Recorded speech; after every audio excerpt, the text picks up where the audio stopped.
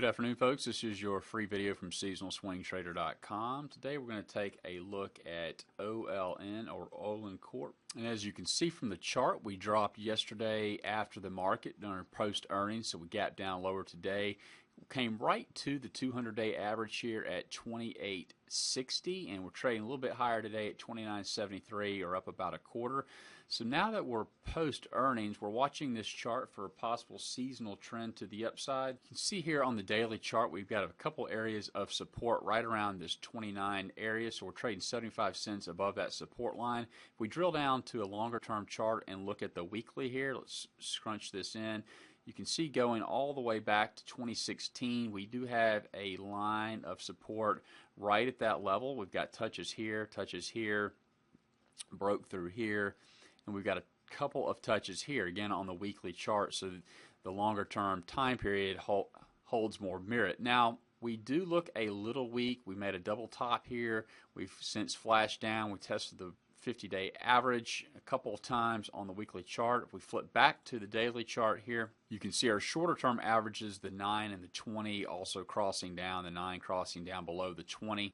Seasonally, Olin Corp has stayed pretty flat over the next 4 weeks or so. If we go over and out to 6-week period, we've risen by about 0.2%. If we go out even further to an 8-week holding period, we rise by about 0.5% or 0.6%, and that is based on 29 years of stock market performance. So what we're watching here is a potential move higher based on seasonality. We also like support potentially holding here at the 200-day moving averages alongside past areas of support.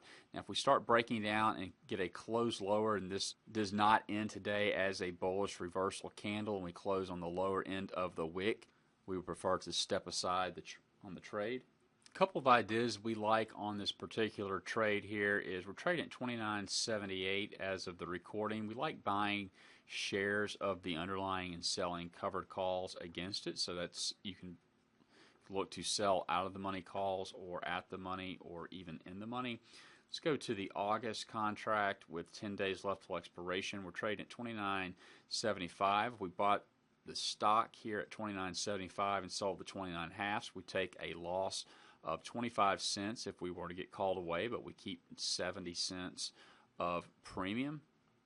So we pocket 45 cents approximately, or $45 per contract. If we wanted to go out a little bit further, we could look at the August contract, do the same, get a little bit more premium, or we could sell the 30 calls against it. So if we were to get called away above 30, we would keep the difference between the sold strike 30 and what we paid for the stock at 29.75. So that's 25 cents plus the premium received here, which is approximately 55 cents. So we take that 55 cents, add it on to the quarter, and that gives us about 80 cents or $80 per contract. So lots of different ways and flexibility you have with options. Going out to September, the 45-day expiration, going out to the September monthly expiration with 45 days left, you can see we can command much higher premium. Looking at the chain here, we can sell the 29, 30s, and even the 31s and get pretty good premium depending on what size of account you have and how many shares you can purchase.